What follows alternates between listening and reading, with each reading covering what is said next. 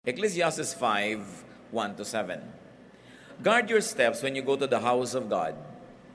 Go near to listen rather than to offer the sacrifice of fools who do not know that they do wrong.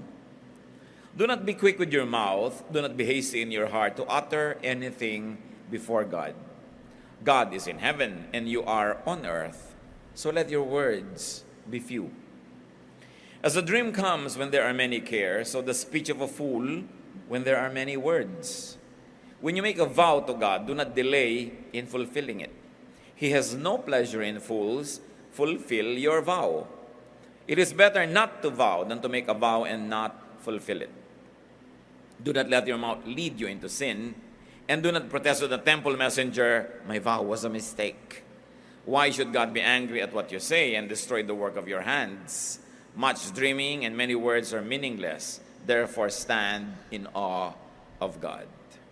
Ang una pong topic ng chapter na ito ay tungkol sa pakikipagpanayam sa Diyos, sa pagpunta sa kanyang banal na tahanan, at sa paggawa ng mga pangako o mga panata sa Diyos. Sinabi niya, mag-ingat-ingat ka pagka ikaw'y pumapasok sa bulwagan ng Panginoon. When you go to the house of God, when you go to the Master's Hall, be very careful. Why? Ika'y tagalupa at ang hinaharap mo ay tagalangit. Ika'y tao lamang at humaharap ka sa Diyos. Kaya mag-ingat-ingat sa lahat ng iyong iniisip at sasabihin. At huwag kang masyadong walang bahala kung magbitaw ng mga pangako sa Diyos. Sabi, anuman ang sasabihin mo, anuman ang isusumpa mo o manunumpa kang gawin, anuman ang gagawin mong pakikipagpanayam, whatever it is that you ask God and promise God in return, sabihin ganun, kailangan pag-isipan mong mabuti. Hindi nakikipagbiroan ng Diyos at hindi siya nagpapabiro kanino man. Ang lahat ng ating pakikipag-unayan sa Diyos ay seryosong bagay. Sabi ganun. Kaya kung ang tao ay maraming iniisip habang siya'y gising, marami din siyang mga papapanaginipan at mababangungot. Kasi iniisip niya, nagkakaroon tuloy ng bunga sa kanyang buhay. Kaya ang iniisip mo rin, habang ikaw ay sumasamba at lumalapit sa Panginoon, magkakaroon din ng mga bunga yan sa iyong buhay. Sabi ganon. Hindi natutuwa ang Diyos sa mga kahangalan ng tao. At ang kahangalan ditong tinutukoy, yung hindi ka seryoso sa iyong pakikipag-deal sa Diyos. Sabi ganon, hindi natutuwa ang Diyos na nangangako ka tapos hindi mo tinutupad. Mabuti pa, huwag kang nalang mangako kung hindi mo tutuparin. At mabuti pa na huwag ka nalang magsalita kung hindi naman talaga mangyayari. Huwag mong hayaan na ang iyong bibig ay ipahamak ka. Magbibigay-bigay ka ng pledge, magbibigay-bigay ka ng pangako, tapos pag sinisingil ka na ng temple messenger, sasabihin mo, "My vow was a mistake. Joke only. Hindi ko na pag-isipan. Nag-pledge ako, nangako-ngako ako sa Diyos, tapos hindi ko pala matutupad." Sabi ko noon, hindi naman ako serious noon, sorry. Sabi ganon, kaya mapapahama ka sa ganyan mong ginagawa. Kailangan, pag tumitindi ka sa harapan ng Diyos, may pitagan, may paggalang. So people are to be cautious about outward and needless and unnecessary sacrifices. Yung tinatawag na sacrifice of fools. Marami po mga tao, sakripisyo ng sakripisyo, hindi naman kailangan. Panata ng panata, pangako ng pangako, hindi naman nila kailangan gawin sa sarili nila yon. Why? Because people can be needlessly guilty because religious teachings can over-moralize and over-accuse. Sakit na ng maraming religious leaders, sakit na ng maraming mga religious establishments, sakit ng maraming churches na sobrang magpagilty sa mga tao. Parang masamang sumaya, masamang mag-enjoy, masamang ganito, masamang ganyan, puro na lang lahat masama. Ang tao tuloy sa sobrang guilt feelings, naiisip niya na ang tanging paraan na lang para gumaan-gaan ang kanyang guilt feelings, mangako ng mangako, mag-pledge ng mag-pledge, magsakripisyo ng magsakripisyo. So needless sacrifices could be any under or overdoing due to faulty hermeneutics, understanding and interpretation and application of God's Word. Napakarami na nating nakikita. Ang iyong lingkod man sa mahigit 30 taon sa ministry, nakita na nating maraming pagturusa, pagtitiis, pagtitimpi, pagpipigil, pagiging guilty ng tao na hindi naman dapat. nasobrahan sa turo, nasobrahan sa higpit ng turo, nasobrahan na makondisyon ang isip, na puro mali ito, masama ito, kahit hindi naman galing sa Diyos. Nagkataon lang na yung mga interpretation at reading ng kanyang teacher ay on the very, very strict and conservative side. Ang nangyayari tuloy ang mga tao, lagi nilang guilty. At ang ginagawa nila para mabawas-bawasan yung guilt na yon, lagi nilang may sacrifice. At ito, tinutukoy ni Solomon, maraming sacrifices, hindi naman kailangan. Dahil yung guilt mo, hindi naman tama yung guilt mo eh. Dapat naman hindi ka feeling bad only because you're having a good life or you're having a good time or because of this, because of that.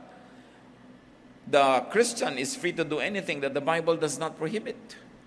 And the Bible has very, very few prohibitions. Kaya lang pagka dumaan na yan sa pulpito, dumaan na sa Bible teacher, dumaan na sa classroom, pinaparami lalo ng mga teacher at mga preacher, yun bumibigat ang dala ng tao.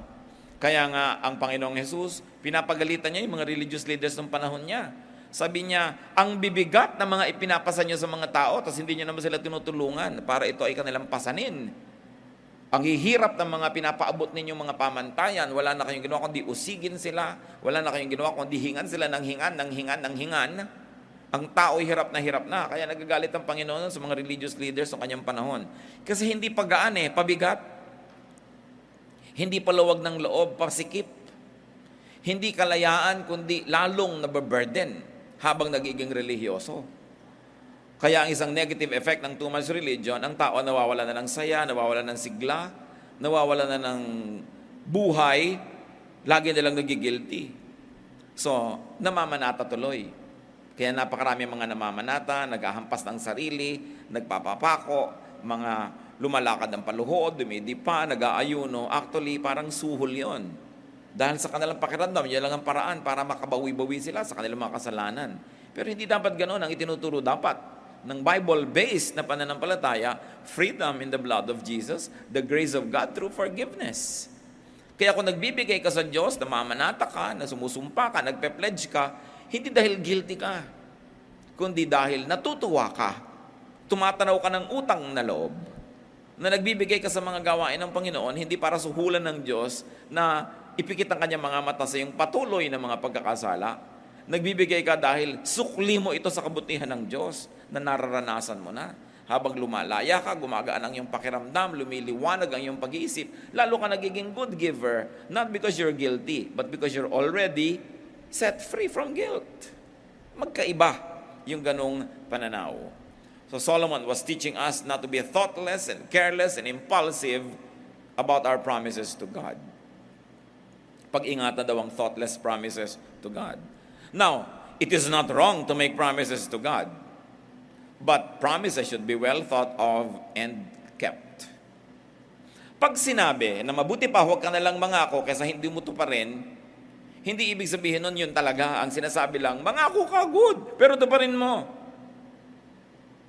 Kaysa mangangako ka, hindi mo naman tutuparin. Kasi kung ganun yung application, edi wala na lang mangangako sa Diyos.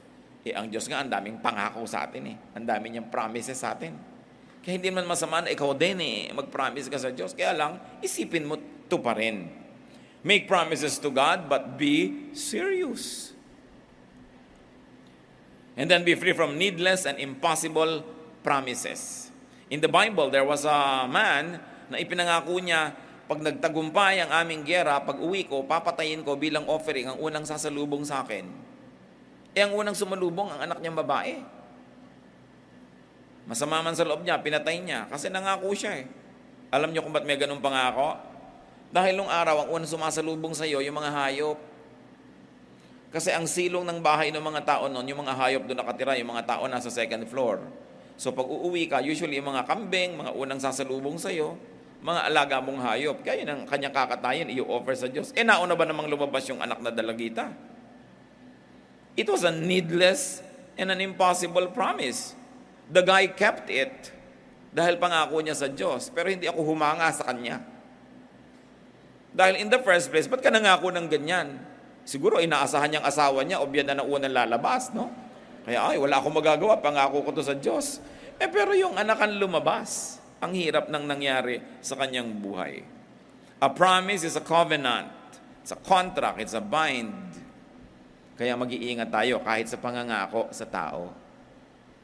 Yung mga pinapangako mo, iibigin kita habang buhay, ano naman paano mo nalaman na hindi magbabago ang pakiramdam mo? Di ba? Hindi ipinapangako ang ganyang mga bagay. Sabi mo lang, sisikapin kung ibigin ka habang buhay. Pero hindi ka nakakatiyak na iibig ka buong buhay. Yung magbabayad ako sa iyo sa katapusan. Nakakatatlong katapusan na, wala pa yung pala sa katapusan ng mundo ang bayad. Kaya pag may nagsasabi siya sa katapusan, itanong mo, katapusan ng Mayo o katapusan ng mundo? Kasi hindi malinaw. A loose tongue often gets its honor in a tight place. Yang laging nagngangako, madalas mapako. So this is a lesson not only in our relationship with God, but also in our human relations. And the lesson is, do not commit yourself too soon. Huwag kayong o agad. Huwag kayong mangangako agad. Kahit sa pag-ibig, huwag kayong makikipagsumpaan agad. Magpapalitan agad ng sing-sing kasi nagbabago ang pakiramdam ng tao. Paano ngayon kung committed ka na? Nagbago ngayon loob mo. Obligado ka ngayon na panindigan yung sinabi mo. Kaya mas mabuti, matuto tayo kay King Louis XIV of France. Si King Louis XIV, tuwing may lumalapit sa kanyang ministro o high government official, may hinihingi, may nire-request, may pinapa-aproban, ang lagi niyang sinasabi, I shall see. I shall see. And it's a very good way to think first. Huwag kayo nag-oo agad. Governor kayo, mayor, manager, president ng company, may-ari ng isang kumpanya, meron sa inyong may request, pirma kayo agad. No, I shall see. Bukas, balikan mo to. Mag-iisip muna ako. Kasi madaming napapasubo sa pagsasabi agad. At ang salita, habang nasa loob pa ng bibig mo, ikaw pang amo. Pero ang salita, pag binitawan mo na, siya na ang amo, ikaw na ang alipin. Tutuparin mo na, susundin mo na yon. Kaya tuwing merong nagre-request sa inyo, lalo may lumapit, I shall see. Teka, tingnan natin. Kasi kuminsan, oo ka na, hindi mo palalo yung pasikot-sikot ng buong kwento eh. Yung pala, minanipulate ka, minaniobra ka lang para maka-oo. Ngayon, nung malaman mo na may kabilang side yung kwento, naka-oo ka na sa kanya. Paano? Kaya dapat, huwag agad-agad. Liban na lang life and death. Emergency talaga. Pero kung may oras kayo, delay your decision. Ang desisyon na hindi mo pa binibitawan, alipin mo pa. Pero oras na binitawan mo na, ikaw na yung alipin. So in the verses that we have read,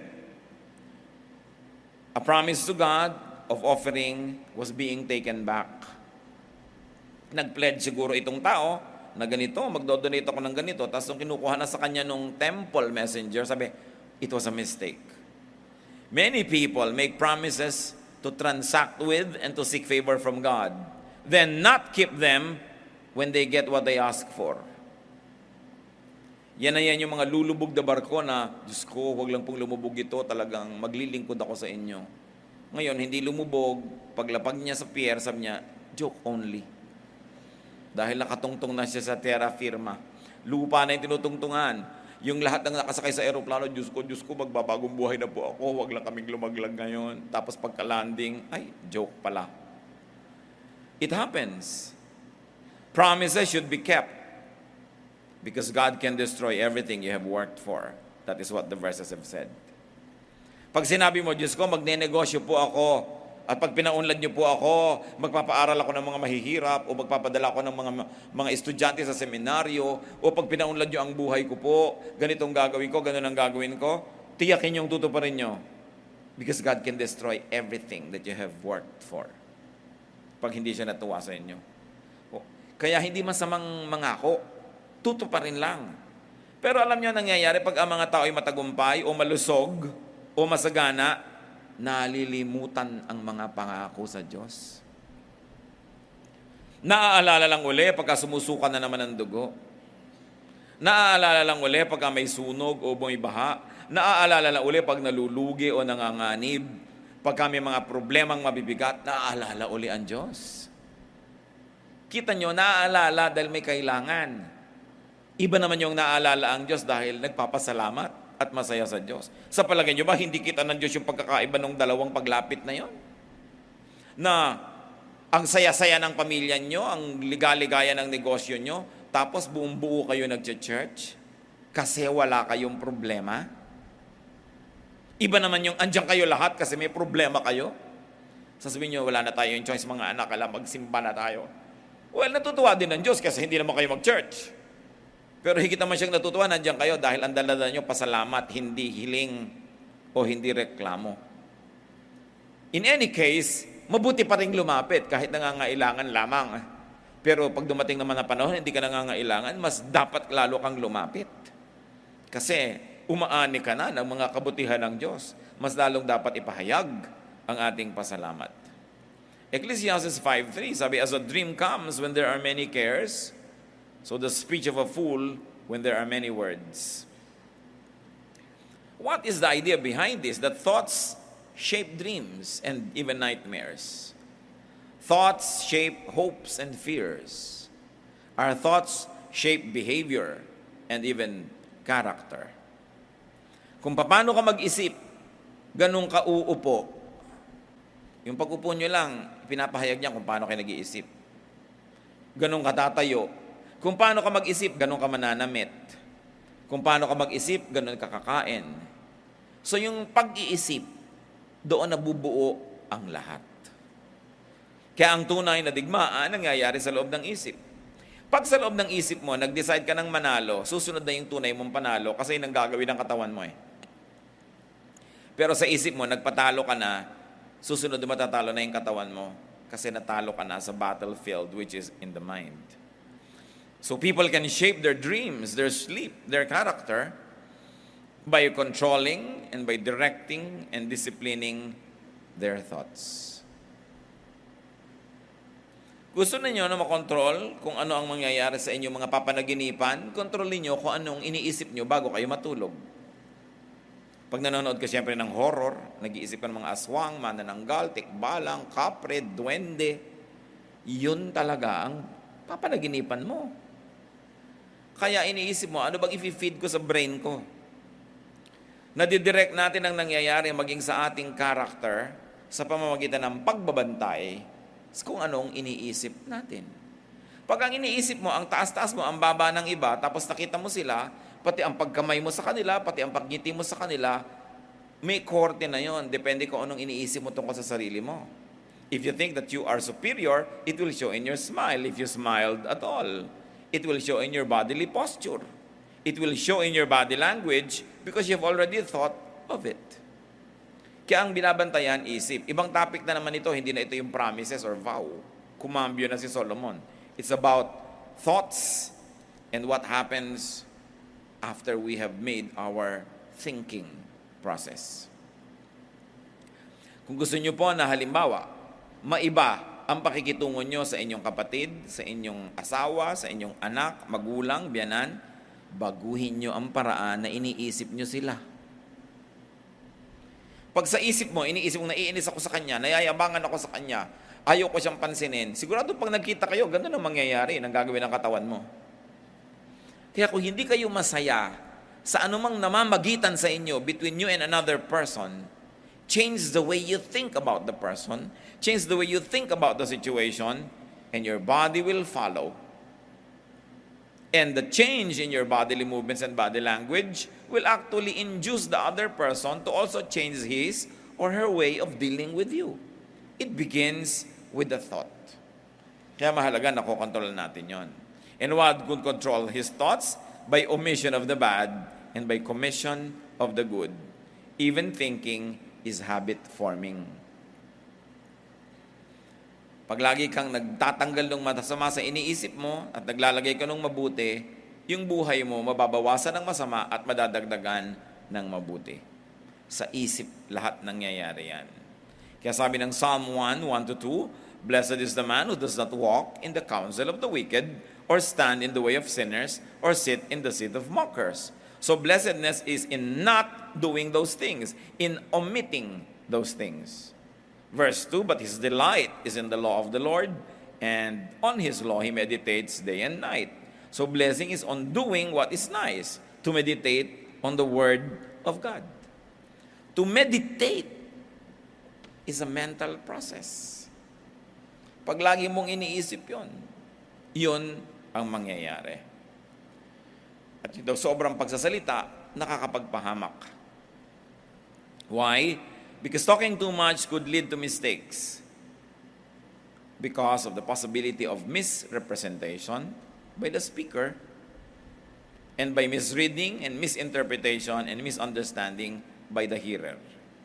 Pag meron kang thought in your mind at sinabi mo sa pamamagitan ng iyong bibig, liban na lang ang galing-galing mong mag-isip ng salita, magtahi ng sentence, pumili ng tamang vocabulary, napakalaki ng panganib na yung iniisip mo at yung sasabihin ng bibig mo magkaiba. Akala mo, sinabi mo yung nasa isip mo. Pero sa pagpili mo ng salita, ang totoo, iba na pala yung nasasabi mo. And it's one half of the communication problem. The other half is, meron kang iniisip, sinabi ng bibig mo yung iniisip mo, yung sinabi ng bibig mo, nadinig ng tenga ng nakinig sa'yo, inisip niya, ininterpret niya yung narinig niya. Nakakatiyak ka ba na yung ibig mong sabihin, ganon din ang ipapakahulugan ng nakinig? Ang laki ng pagkakataong magkamali. Kasi sabi mo, hindi naman yan ang ibig ko sabihin. Yan ang nadinig ko sa'yo. Sasabihin nung nakinig. Kaya po maraming away ang mag-asawa eh. Kasi magkaiba ng paraan ng pagsisimbolize ng idea ang lalaki at babae. Yung babae, mahal kita. Therefore, mainit na mainit ang kape. Mainit na mainit ang sinangag. Bagong laba ang ating mga bedsheet, ganun yon. Binibigyan kita ng mga maliliit na services, mga maliliit na mga pansin, pati binibigay mo sa aking chocolate, itinatago ko ang balat, yung ganon. Tanda ko lahat ng ating birthday, anniversary, kung saan tayo nagkita, ang kulay ng damit mo nung una nating date. Kasi mahal kita. Sa babae kasi yun yung kanyang language na ibig sabihin, mahal kita. Yung lalaki naman, maraming beses, wala yun. Pag sabi mo, mahal mo ba ako? Oo, kita mo nga, pinakasal lang kita. Wow, thank you very much. Salamat naman, pinakasalan mo ako. Pero sa lalaki kasi, pinakasal lang ka pala, yun ang pinakamataas na pagpapakahulugan niya ng pag-ibig. Kahit na nire-neglect ka niya, which is not an excuse. What we're just trying to say is, magkaiba kasi na expression. Same idea of love, pero pag sinabi ng bibig, sinabi ng katawan, iba na. So iba na ngayon ang reading. And one of the most terrible situations in communication is that not what I said, but what you thought I said, syndrome. Hindi yan ang sinabi ko. Pag sinabi ng lalaki na, gagabihin ako, sabi mo, huwag ka na nga umuwi. Anong ibig sabihin ng babae nun? Umuwi ka na. Diba? Ang ibig sabihin talaga, umuwi ka na. Huwag ka na umuwi. Sige na, huwag mo na kami balikan. Balikan mo kami. Yun ang ibig sabihin nun. Kung ang basa ng lalaki talaga, huwag na siyang umuwi, di nga umuwi. Di ba galit naman yung babae? Ba't di ka nga umuwi? Sabi mo, huwag na ako umuwi. Magkaiba kasi. The same word can mean differently to different people. Kaya sinasabi ni Solomon, the more you speak, the more chances of error. So unless you can speak well, it's always better not to talk too much. The more talk, the more mistakes. Mistake ko minsan of misrepresenting an idea with the wrong word.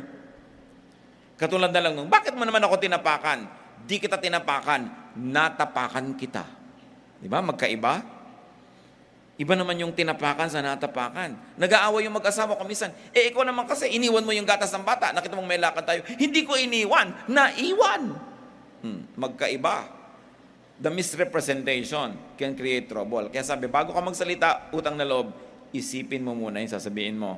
Kasi baka mali ang dinig nung gusto mong kausapin, lalong gumulo ang buhay nyo. At hindi ba, pag may misunderstanding, maliban na lang disente, mababang loob, at matalino yung nag-aaway, pag nag-usap yan, tendency, mas magkagalit pa. Oras kasing may narinig kang isang word na hindi mo nagustuhan, ipapako mo siya sa word na yun, yun lang lagi ang topic mo, yung sinabi niya na yun. Sabi mo, kasi strong ka dun eh. Nahuli mo siya na may nasabi siyang nakakapagpahina ng argumento niya. So, gumugulo.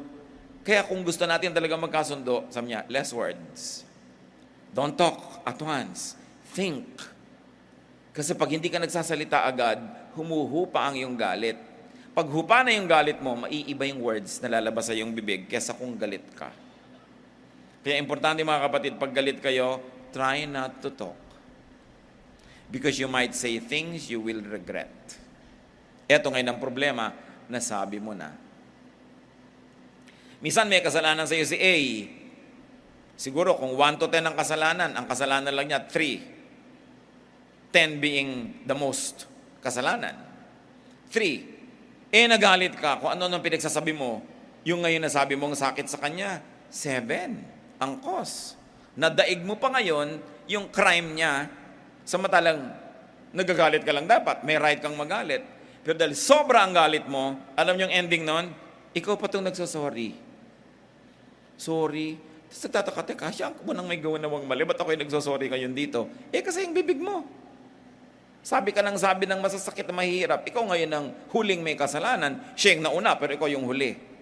Ikaw ang mas fresh ang kasalanan. Kaya kung hindi ka nagsasalita agad, you have less to regret about. So it is important to control our tongues. And another thing, brothers and sisters, is to try to understand what the other person is saying. Maraming sinasabi ang kapwa natin, mas maganda doon ang kahulugan na gusto nilang sabihin, limited lang ang vocabulary nila. Hindi nila gustong manakit, limitado lang kakayahang magpahayag. Kumisan hindi lang magandang magbitaw ng salita. So, pag gano'n, anong a-appreciatein nyo? Not the form of the language, but the spirit of the language. Not the actual words, but the ideas that the speaker is trying to represent, sometimes with wrong words. So, hindi lang yung dadidinig mo ang hinuhusgahan mo, yung pusong pinanggagalingan ng salita na yon. So, people should not really avoid speaking, but just be careful and be correct, and be responsible. Then Solomon brings us to another topic, Ecclesiastes 5:8-9. If you see the poor oppressed in a district, and justice and rights denied, do not be surprised at such things. For one official is eyed by a higher one, and over them both others higher still. The increase from the land is taken by all. The king himself profits from the fields. Anong sinasabi? Pag kami nangongotong sa'yo na pulis, huwag kang magtaka, merong parte yung officer nun. Kaya hindi yun na-stop. Pagka ikay panahihirapan ng clerk sa City Hall, o kaya kinokorrupt ka ng kung sinong government agent, huwag kang magtaka, may cut yung amo nun. At hanggang kataas-taasan yan, may pananagutan. Kaya ganyan yung sistema. If you see the poor oppressed in a district, ganon, and justice and rights denied, do not be surprised at such things. For one official is eyed by a higher one, by a higher one, and over them both are others higher still. The increase from the land is taken by all. Sabi, lahat sila nang huhut-hut sa inyo. The king himself, yung kataas-taasang opisyal, profits from the fields. What is Solomon saying?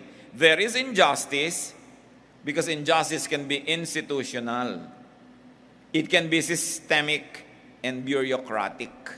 May paraan, may sistema, kaya may injustice. Kung ang injustice ay doon lang sa baba, madaling masusugpo yun nung nasa taas.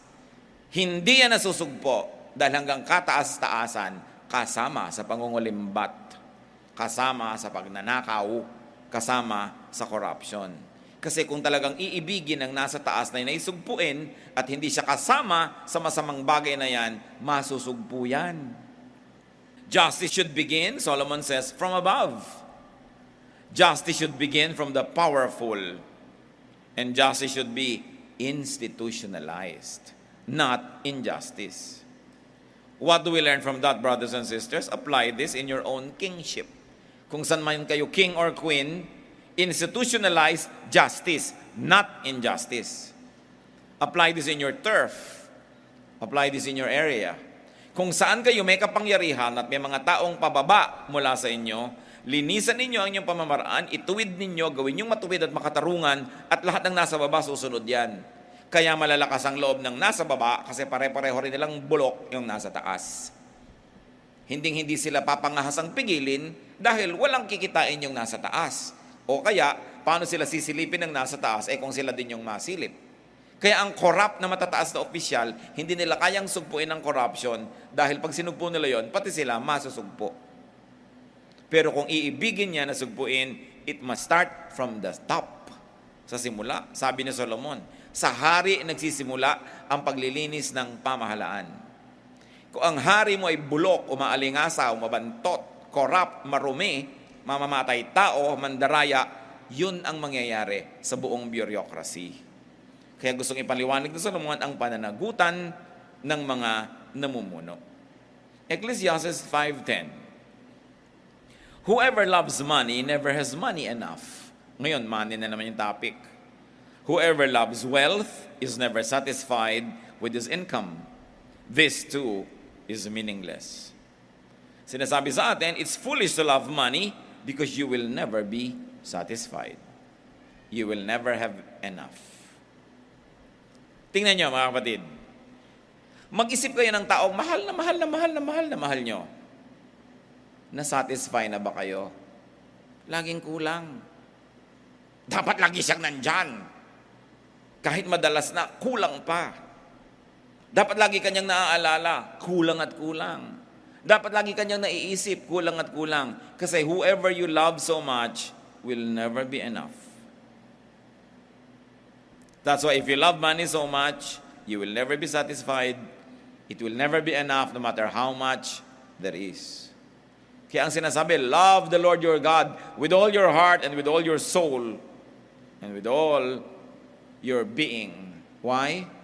Because God can be enough. It is only God that we can love and be enough. Everybody else, kulang. Kahit mahalin ka ng mahal mo, paano ka namatay sa bigla? Di kulang, ng laki ding kulang. Ngayon, kung mahal ka, mas mahal mo siya kaysa mahal ka niya, di kulang. Kaya napakahalaga, pinipili natin kung sino at anong mamahalin. Ang mahalin mo ng todo, yung pwedeng makapuno sa'yo. At yun ay ang Panginoon. Mahalin natin ang tao, mahalin natin ang trabaho, mahalin natin ang mga bagay, pa dapat secondary lang yan. Hindi una. Kasi pag yan ang una mong minamahal, kulang at kulang at kulang ka lagi sa iyong buhay. How do you know that you are a lover of money? You are a lover of money if you are never satisfied. When you don't feel like you have enough. If you don't feel satisfied no matter how much you already possess, it means you are a lover of money.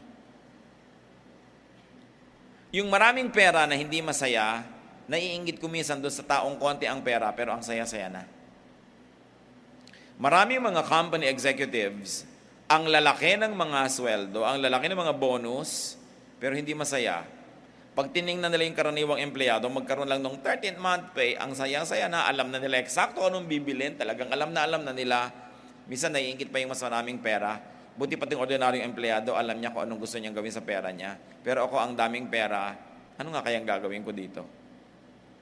More money doesn't mean more happiness. Who is wealthy? Not the people who have the most money, but those who have make the most out of whatever they have. Yun ang tunay na mayaman. Kung sakasakali na tayo ay madaya at malagay tayo sa sitwasyon na hindi na tayo marunong masatisfy, laging kulang, learn to be satisfied. Learn to be thankful. Pray for contentment and review your relations. Review who influences you. Kadalasan, pag hindi na tayo marunong masatisfy, lagi na lang kulang at kulang, nai-influensya tayo ng mga taong sakim. Nai-influensya tayo ng mga taong sobrang materyoso, nai-influensya tayo ng mga taong wala ng kaligayahan, at kuminsan nakikipag-compete pa tayo sa kanila, hindi natin alam na huhulog tayo doon sa bitag na kinahulugan din nila. When we no longer know how to be contented and happy, we should review our relations. Usually, there are people that become our models. People who are never satisfied, people who keep on craving, people who keep on having and getting, but are never happy. Kailangan i-review natin kung sino ang nakaka-influensya sa atin. Still about money, Bakit nga daw ba trabaho ng trabaho yung tao kahit meron na? Ecclesiastes 5:11, as goods increase, so do those who consume them. And what benefit are they to the owner except to feast his eyes on them? So niya, pag lumalaki ang sweldo mo, lumalaki gastos. Pag dumadami ang pera mo, dumadami ang kamag-anak. Pagka dumadami ang iyong pera, dumadami ang kaibigan. Pag lumalaki ang iyong pera, dumadami ang mga sagutin sa buhay. Kaya ang nangyayari, sabi niya, kita ka ng kita, pinapatay mong sarili mo, pero yung kinikita mo, nakikitingnan mo lang sandali, dumadaan din sa mata mo, wala at wala rin. Kaya magtataka yung dating mag-asawa, ang income nila halimbawa, napakaliit, nag-Saudi ngayon yung isa, lumaki, pero ang ending every month, wala pa rin. Kulang at kulang. Kasi siyempre, pag nagsa-Saudi ka, o nasa Qatar ka, o nasa kung saan ka man, ang mga kamag-anak nyo dumadami. Hihiling, hihingi. Lagi ka nakukuhang ninang sa lahat ng kasal. Diba? Lagi ka na lang na ine-expect malaki ang bag pag may namatay. Lagi ka na lang lalapitan ng lalapitan kasi alam nilang may pinagkukunan ka. Kaya ang ending mo, nagkahiwala kayong mag-asawa, nangungulila kayo, ang lungkot-lungkot nyo, ang daming nakikinabang sa pera nyo, at the end of the month or at the end of 5 years, wala rin naman. Samantala yung hindi umalis, magkasama lang maghapon dyan, tumataba pa nga. Sa kahihingi, no? Sa kaaasa, sila yung laging may party, sila laging magkasama. Ito naghihiwalay, nasa sacrifice, ang ending kadalasan din naman, wala eh. Nagkakahikaw sandali, pero mamaya nakasangla na. No? Nakiluliyay na yung sangla. Nandun na sa ahensya. Kung minsan, kukuha pa ng mga gamit-gamit, mamaya na naman, nakasangla na naman. Pag hindi tininuan. Kasi as goods increase, so do those who consume them. So anong gagawin mo? Kailangan hindi laging cash. Pagka kumikita ang iyong asawa na may extra ganitong amount, sa dami ng mga kamag-anak mong lagi nanghihingi, hindi ka naman makatanggi dahil andyan lang talaga yung pera, kumuha ka ng hulugan. Hulugan na bahay, hulugan na lupa. Ay, naihulog ko na. Naku, kahuhulog-hulog ko lang. No? So next month ulit, naku, naihulog ko na naman. E di ngayon, tumatagal, nakakalupa ka, hindi yung nakapapapak na mga kamag-anak mo. Ganun ang mangyayari niyan eh. Siyempre, hindi mo matiis ang pamangkin mong hindi makapasok, hindi mo matiis yung ganon, si ganyan, hindi naman mauubos yan eh. Dahil tad ang mga kamag-anak nating hikahos. At maglalabas ang lahat sa lunggayan, siya ang nag-alaga sa'yo nung maliit ka, pinaliguan ka niya, etc. etc. Oras na may pera ka na, dumadami nag-alaga sa'yo nung araw. Dumadami ang kamag-anak nyo. Sinabi na sa Solomon yan, and these are the burdens of being rich, the burdens of having more money than others, people expect from you. Kahit lang sa kumpanya, medyo umasenso lang ng konti yung kumpanya, mabili, maraming negosyo, people already expect salaries, increases, bonus. Pero pag nalulugi yung kumpanya, hindi naman nag-aambag yung mga empleyado. Nalulugi, hirap na hirap. May empleyado bang, eto muna po yung hikaw ko, sir. Diba? Gamitin niyo muna. Huwag niyo po muna kaming sweldohan. Pagka hirap na hirap yung kumpanya, sinong empleyado ang nag-aambag? Pero pagka malaki yung kinikita ng kumpanya, lahat gusto magka-increase. Sana, humihingi ka ng increase pag malaki yung kita ng kumpanya at pagka mahina, huwag niyo muna kami sweldohan ngayon. Okay lang. Pero one way. Kaya ang hirap ng umaasenso. Marami pong mga kumpanya gusto magbigay ng increase. Kaya lang iniisip noong kumpanya, kasi naman season na lang, mabenta lang tayo ngayon. Pag in-increase na natin yung sweldo, kahit bumaba na yung income natin, hindi natin pwedeng ibaba uli ang sweldo. Labag na yun sa batas. Kaya kung minsan, uunawain din natin kung ba't hindi nagbibigay. Yung mga tao, pag nakita mo, uy, buti ka pa, nasa abroad ang kasama, oo nga, kulang na kulang ang pera namin. Kasi kung hindi ka nagganon, utangan ka na. Pagka merong lamay, may tumabi na sa'yo, pakwento-kwento, pero bumabuelo lang yun, ha? Tapos meron ka ba dyan? Biglang, patay ka. No, kasi may pera ka eh. So, nahihirapan yun. People expect from you, and people would like to spend your money for you. Gaano karami yung ganon? Yung mga bayaw niya na mga walang ginagawa, mga batugan, yun ang gumagastos ng pera niya kasi inaabutan ng asawa niya, yung mga kapatid. Hirap na hirap ka, papadala mo yung pera mo, yung asawa mo, huwag nasasabihin sa kuya niyo, ha? Huwag niya sasabihin, huwag kayo maingay. So, Siyang gumagastos ng pera mo para sa'yo, hirap na hirap ka. Ikaw ngayon tong walang asawa, nangungulila. Ang daming kawawa mga nagtatrabaho abroad, mga lalaking sila yung namamalansya ng damit nila, silang nagluluto, baon-baon, araw-araw. Tapos, kung kani-kanino napupunta yung pera nila dahil pinamimigay ng asawa. Di ba? Mabuti sana kung sa kapatid. Kung kay kumpare. Di ba? Pare, eto muna, ganyan-ganyan. Ang pera, kawawa naman itong si nag-abroad. Kaya, anong lesson nun? Isipin mong mabuti kung talagang gusto mong kumita ng malaki. Isipin mo kung ano yung bayad. At isipin mo, ang daming manghihingi sa'yo, ang ending din yan, halos wala rin natira sa'yo. Masama ka pa. Matapos mong magbigay ng 3 times, sa 4th time, hindi ka nakapagbigay, ang sama-sama mo pa. Mahirap umasenso sa ating bayan sa dami ng kamag-anak. No? Pero kung ikaw talaga, meron ka namang mapagkawang-gawang loob, maluwag sa iyong puso, okay lang. Pero kung gusto mo na, eto ka, hirap na hirap, nagsasakripisyo, tapos sasama lang pala loob mo para imamigay, dapat sabihin mo, teka, hanggang dito na lang gagawin ko, hindi ko nadadamihan. Actually, yun ang point ni Solomon. Hindi niya tayo tinuturo ang mawala ng ambisyon o maging kontento sa konti. Pero sinasabi niya, yung naghahangad ng marami, marami ring ibinabayad yon. Willing ka ba? Isipin mong mabuti. Then Ecclesiastes 5:12, the sleep of a laborer is sweet, whether he is little or much, but the abundance of a rich man permits him no sleep. Hindi naman ito laging ganun na absolute. Pero because this is poetry, nagpapakita ng comparisons and contrasts si Solomon. Sinasabi niya, alam nyo, mas masarap pang matulog yung mga karaniwang manggagawa kaysa doon sa mga matataasang ranggo eh. At totoo naman yun, ano? Yung mga kapwa natin mahirap, sa hirap ng trabaho, pag natulog, tulog na tulog. Talagang hindi mo magising. Maraming mayayaman, kailangan pa ng tranquilizer. Kailangan pa ng sleeping pill. Kailangan pa ng mood music at kung ano ng mga naaamoy-amoy na mga therapy para antukin. Kasi maraming inaalala sa buhay. The rich have much more worries.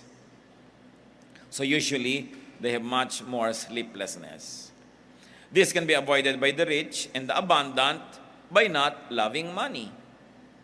Nakakita na ako ng mag-asawang parehong nasa abroad, tapos humingi yung pamilya ng lalaki, nangailangan. Naku, yung babae walang ginawa, gabi-gabi ko di umiyak ng umiyak. Sa napunta doon sa lahi ng lalaki.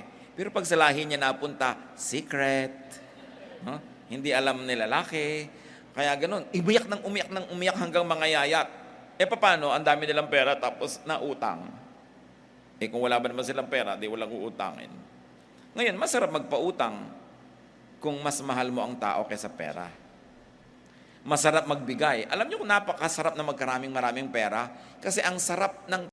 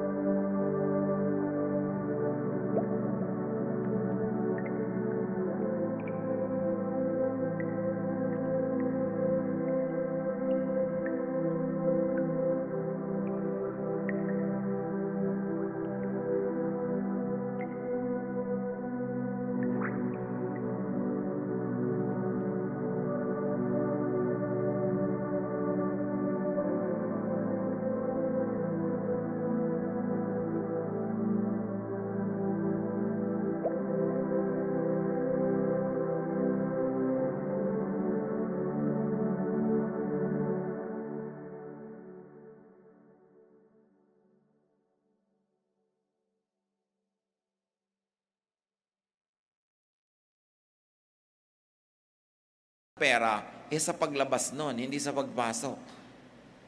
Mahirap papasukin ang pera, pero pag pinapalabas mo, maluwag sa iyong loob, sobrang magpasaya.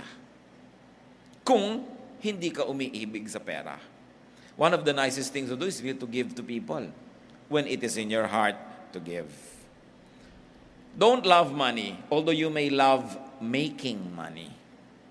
Kasi challenge, gusto mong gumawa ng business, gusto mong maging fruitful, love making money. But do not love money itself. Kailangan, sabi ni Solomon, makinig kayo sa akin, sabi ni Solomon. Wala nang mas mayaman kaysa sa akin. Pero ako nagsasabi sa inyo, wala naman doon ang kaligayahan. Papunta pa lang kayo, pauwi na ako. Wala nang higit yayaman sa akin, wala nang higit narurunong sa akin, so makinig na lang kayo. Sabi ganon, don't love money. Ecclesiastes 5:13-16, I have seen a grievous evil under the sun, wealth hoarded to the harm of its owner, or wealth lost through some misfortune, so that when he has a son, there is nothing left for him. Naked a man comes from his mother's womb, and as he comes, so he departs. He takes nothing from his labor that he can carry in his hand. This too is a grievous evil. As a man comes, so he departs. And what does he gain, since he toils for the wind? Sabi niya, marami na ako nakitang lungkot. Kayamanang inipon, inimbak, binantayan, na ikinapahamak lang nung may-ari. At meron naman mga kayamanan na inipon ng inipon, ang tagal sa isang iglap na wala, ni walang maipamana sa anak. Yung anak na hindi nabigyan ng oras, hindi na alagaan, hindi nabigyan ng pansin because you're making money, tapos naubos din bigla yung pera, wala ka nang maipamana sa future, wala ka pang matingnan na lingunin sa nakaraan na maganda nyo naging samahan. Dahil naubos lang ang pera mo, kahahanap, ang oras mo, kahahanap buhay. So wala at wala rin. Sabi ganon, ang taon man ipinapanganak na hubad, ililibing din siya. Mamamatay din siyang walang dala. Ang point ni Solomon, huwag niyong ubusin lahat ng oras at lakas sa pagpepera lang, sa paghahanap buhay at pagpapayaman. Marami pang ibang dapat gawin sa maiksing buhay na ito. There must be proportion. Yes, we need to earn. Kailangan maghanap buhay para magkaroon ka ng buhay. Pero hindi ka nabubuhay para maghanap buhay. Naghahanap buhay ka para mabuhay. So that you will get a life. But you don't live to look for a living. So the other perils and dangers in being rich, riches don't always do people good. Minapapahamak dahil yumaman. Dati, isa lang ang TV nila, nanonood ang pamilya, magkakasama sa sala, masaya, may unity, may bonding. Nung yumaman, tigitigis ang kwarto, tigitigis ang TV, di na sila magkita-kita. Nagkahiwa-hiwalay ang buhay. Kuminsan may blessing yung kapos dahil lagi kayong magkakasama. Sabay-sabay yung kayong kumain dahil isang gilit ng bangus yung kakainin nyo, kailan nandun lahat, sabay-sabay. Pero pagka marami na kayo, nagkakanya-kanya na, may pagkakahiwa-hiwalay. May disadvantage din yung maraming pera. Kita nyo kung sinong magaling magmahal sa magulang? Yung laki sa hirap. Kesa yung laki sa sarap. Nagtataka ko, marami tayong mga kasama sa bahay. 11 pa lang, 9 pa lang. Umalis sa probinsya nila para mamasukan. Pero hanggang 35, 45 years old na, buwan-buwan walang palya, nagpapadala sa magulang. Samantalang nakasama lang ng magulang, wala pang 10 taon, puro hirap pa. Pero bakit mahal na mahal ang magulang? Kasi kasama sa hirap.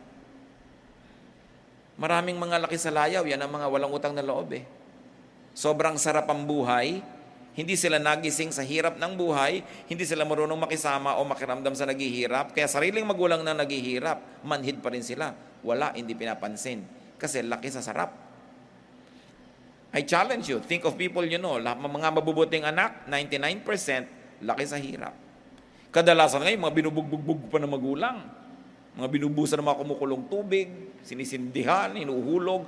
Yun ang mapagmahal sa magulang. Hindi ko naman sasabing gawin niyo sa mga anak niyo para mahalin kayo. Pero obserbahan ninyo yung laki sa hirap.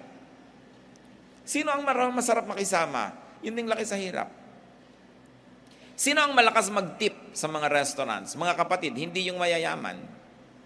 Yung laki sa hirap na nagkaroon. Kasi alam nila yung iniisip ng waiter. At kung dati silang waiter, alam nila yung asawa nun at mga anak, walang inabangan kundi, nakatip ka ba, daddy? Magkano na-tip mo? Wow, makakapag-SM tayo bukas, nakatip ka. Pero yung mga laki sa mayaman, akala nung mga donya, bigyan lang kanila ng 30 pesos. Kasyang-kasya na sa'yo kasi kasya sa kanila yan, sanay sila dyan. Hindi sila sensitive. Kaya titingnan din nyo kung paano pinapalaki ang mga anak. Sa sobrang luho ba? Minsan, yung maluhong anak, bigay ka na ng bigay, kulang pa. Masarap na yung pagkain, wala pang gana. No? Tinatamad pa. So, riches don't always do people good. Riches can even harm people. Kita nyo, pag yumayaman na kayo, dumadami nga yung nangihingi, dumadami yung umaasa. Kung minsan, number 1 ka pa sa listahan makidnapper. Mabuti kung wala kang pera, pakalat-kalat ka na dyan, hindi ka pansinin ng kidnapper eh. No? So, mas masarap ang tulog mo dahil wala namang interesado kumuha sa'yo. Riches could be lost in an instant. Pwedeng mawala. Riches don't guarantee security. Kadalasan nga, liability pa yan eh. Sino ba ang maglalakad na hindi namumulese sa kalye, di yung walang alahas? Subukan yung may alahas kayo, kinakabahan kayo. Kaya iba naman, tatanggalin pa, sasakay sa bus, pagdating, kakabit pa. Ba't ba nilalagay-lagay yan? Papahirap sa buhay. No? Sino ang hindi nang yanakawan, edi walang nanakawin. Marami mga kabataan kaya namatay dahil sa cellphone. Kung walang cellphone, edi buhay pa. Kasi tinutukan, ayaw ibigay si cellphone dahil paano niya mababasa yung mua. Kaya sukdo lang patayin mo ako, kailangan hawak ko ang cellphone ko kasi nag-expect ako ng text ditong, eat ka na. Wala namang kakwenta-kwentang mensahe, nagpapakabatay sa cellphone. No? So, napapahamak. Riches can't be taken beyond the grave. Tingnan nyo sa archaeology, mga pharaoh, mga hari, mga reyna, ang dami-daming dinalang kayamanan, kaya nga yung mga libingan nila, ninanakawan, hinuhukay. Kasi sa dami ng kayamanan doon. Kung wala kang kadala-dala, you will rest in peace.